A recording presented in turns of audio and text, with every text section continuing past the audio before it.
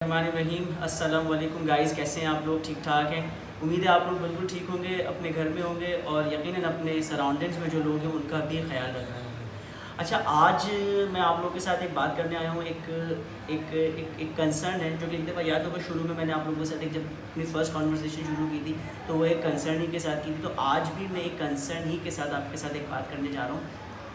वो कंसर्न है job security के हवाले से, वो कंसर्न है जॉब लेऑफ्स के हवाले से, वो कंसर्न है लोगों के फ्यूचर प्लान्स के हवाले से जो कि कहीं ना कहीं किसी न किसी ऑर्गेनाइजेशन में काम कर रहे हैं।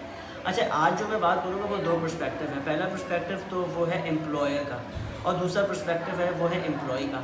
तो पहले पर्सपेक्टिव में मैं बात जो करूँगा वो होगी कि क्या एम्प्लॉयर वाकई में चाहता है कि उसके लोगों को निकाला जाए, वो वाकई चाहता है कि वो ले ऑफ्स हों?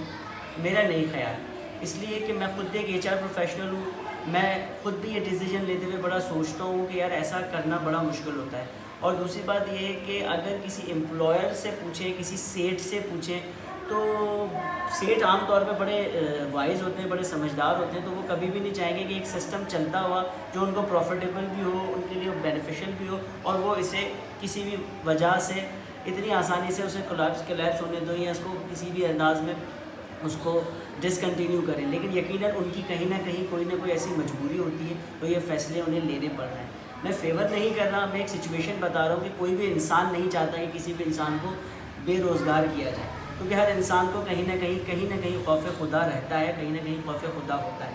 ठीक है, तो अगर आप ये देखें कि क्या वो वाकई में ऐसी सिचुएशन में होंगे ना कि वो आज सैलरीज ही नहीं दे पा रहे वो।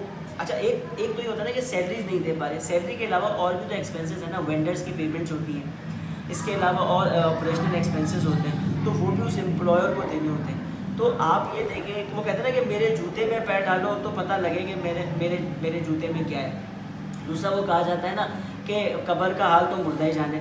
तो उनसे पूछें कि जो वो इस सिचुएशन में है और उन्हें ये फैसले लेने पड़ रहे हैं। अच्छा, अब मैं बात करूँगा कि एम्प्लॉई पर्सपेक्टिव में हम कैसे चीज़ों को बेहतर कर सकते हैं। तो मैंने 3 आइडियाज़ थे जो मैंने कहा क्यों ना मैं उन एचआर प्रोफेशनल्स के साथ शेयर करूँ, उन एम्प्लॉयर्स के साथ शेयर करूँ, शायद जो कि किसी न किसी लेवल पे बेनिफिशियल हो। फर्स्ट इज़ दैट कि क्यों ना हम पहले ये देखें कि हम कॉस्ट कटिंग करते हैं। Cost cutting in terms of operational expenses को कट करने की कोशिश करते हैं एम्प्लॉय। दूसरे पे हम देखते हैं कि एम्प्लॉयज़ के जो बेनिफिट्स हैं उनको कहीं ना कहीं कट ऑफ करने की कोशिश करें। शायद हमें इंश्योरेंस ख़त्म करनी पड़े, पेट्रोल अलाउंसेस ख़त्म करने पड़े, शायद चाइल्ड एजुकेशन ख़त्म करना पड़े, या इसके अलावा कोई और हम बेनिफिट्स दे रहे हैं, फ्यूल के अलाउंसेस में हो गए या मोबाइल अलाउंसेस में हो गए, या और एक्स्ट्रा जो है ना गैजेट्स, और इन टर्म्स ऑफ क्या कहते हैं, इन टर्म्स ऑफ जो कि अगर आप लग्जरियस में आते हैं तो हम उन्हें अगर कट ऑफ करें और देखें कि क्या हम बचा सकते हैं, क्या हम किसी 2 4 5 लोगों की सैलरीज उसमें हम कहीं ना कहीं मैनेज कर सकते हैं, नहीं कर सकते। दूसरा मैंने सोचा कि क्यों ना अगर ये ऑप्शन ख़त्म हो जाता है तो क्यों ना हम सैलरीज़ कुछ कट ऑफ करने की कोशिश करते हैं, 10%, 20%, 30% सैलरीज कट ऑफ करने की कोशिश करते हैं। हो सकता है कि इससे कहीं बेनिफिट हो जाए। अच्छा, तीसरी बात जो मैं कर रहा हूँ उससे शायद थोड़ा सा वो लॉजिकल लगे, लेकिन शायद हमें करना पड़े। हम ये कर सकते हैं कि एम्प्लॉयर और एम्प्लॉय के बीच में एक टर्म डिसाइड करते हैं कि अगर हम आपको टर्मिनेट नहीं करते, हम आपको ले ऑफ नहीं करते, बल्कि हम 3 महीने 4 महीने अपने पास आपको एम्प्लॉयमेंट की तौर पे एंगेज रखते हैं, लेकिन हम अगर किसी वजह से सैलरी नहीं दे पा रहे तो हम आपको सैलरी नहीं देंगे, या जितना भी अमाउंट जो भी हम उस वक्त मैनेज कर सकते होंगे हम आपको देंगे, ताकि आपका किचन एटलीस्ट चलता रहे। मुमकिन है कि 2 से 3 महीने के बाद हम इस पोजीशन में आ जाएँ कि हम अपने बिज़नेस को वापस मैनेज कर लें और चीज़ों को ज़्यादा अच्छे अंदाज में कर जाएं और हमें इन्हीं को रिटेन करना पड़े। क्योंकि होता ये है कि ये एक बहुत बड़ा चैलेंज है रिक्रूटमेंट के लिए कि आप लोगों को जब जो आपके पास से नॉर्मली वॉलेंटियरली रिज़ाइन करके जाता है या आपको किसी वजह से टर्मिनेट करना पड़ता है, तो आपको जो उसका रिप्लेसमेंट देखना होता है ना, तो वो बड़ा चैलेंज होता है। Not in terms of skills और नॉट इन टर्म्स ऑफ कि वो क्या है, लेकिन एक्चुअली जो कल्चर एडजस्टमेंट होती है ना किसी एम्प्लॉय की एम्प्लॉयर के साथ, जो केमिस्ट्री बिल्ड होती है, वो भी बड़ा मैटर करती है। शायद हमें स्किल्स अच्छी मिल जाए लेकिन वो माइंडसेट ना मिले तो भी हमारे लिए एक चैलेंज होता है। तो जो लोग आपके साथ काम कर रहे हैं वो कहीं ना कहीं आपके कल्चर के साथ इंगेज्ड हैं, कल्चर के साथ हैबिचुअल हैं, यूज्ड टू हैं और उसके साथ फर्म है।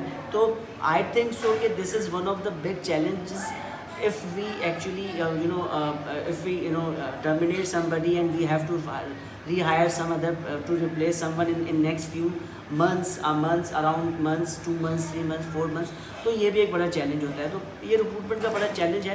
تو میں چاہتا ہوں کہ کیوں نہ ہم اس طرح سے بھی سوچیں تو شاید ہم لوگوں کو سیکیور کر سکیں, ان کی جاب کو سیکیور کر سکیں.